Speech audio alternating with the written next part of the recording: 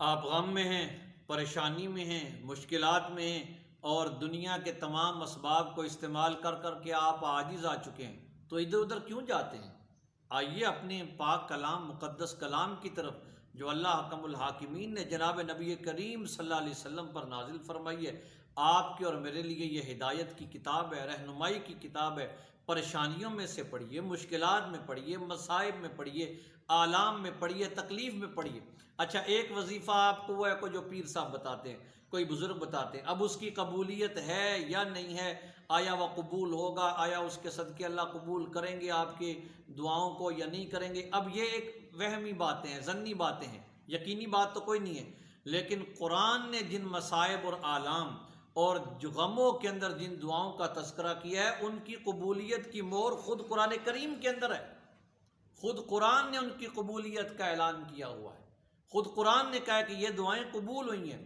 اللہ حکم الحاکمین نے بتایا کہ ان الفاظ سے میرے برگزیدہ پیغمبروں نے، میرے برگزیدہ نبیوں نے دعائیں مانگی ہیں، ان الفاظ میں دعائیں باقاعدہ قبول ہوئی ہیں۔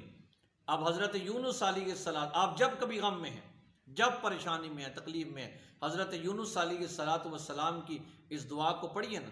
یونس علیہ السلام جب مچھلی کے پیٹ میں چلے گئے تو اس ظلمات میں کیا دعا مانگی تھی؟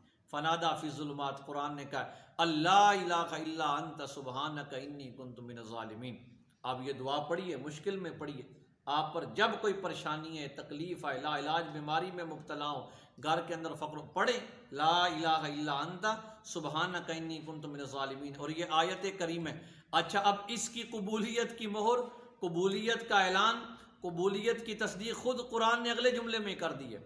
اللہ تعالیٰ نے فرمایا جب یہ دعا مانگی فاستجبنا لہ ونجیناہ من الغم وکذالک ننجی المؤمنین، کہ حضرت یونس علیہ السلام نے جب یہ دعا لا الہ الا انت سبحانک انی کنت من الظالمین پڑھی تھی، اللہ فرماتے ہیں ہم نے انہیں غم سے نجات دے دی، ہم نے ان کی دعا قبول فرما لی، ہم نے انہیں غم سے نجات دے دی، تکلیف سے نجات دے دی، کیونکہ انہوں نے اللہ کو خالص ان الفاظ کے ساتھ پکارا تھا۔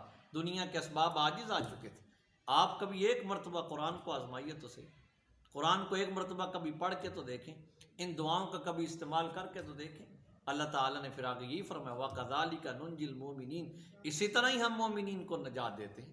تو قرآن تو قیامت تک کے لیے ہدایت کی کتاب ہے، رہنمائی، اس سے رہنمائی لیں، اس سے ڈائریکشن لیں، اور مشکلات میں اس کو پڑھنا سیکھیں، ان کی دعاؤں کو سیکھیں۔ یہ پکی قبولیت کی دعائیں، ان کی قبولیت میں کوئی شک نہیں، کوئی شک و شبہ کی گنجائش تک نہیں۔ جب آپ پر کبھی حالات آئیں، اس دعا کو ضرور پڑھیے، لا الہ الا انت سبحانک انی کنت من الظالمین۔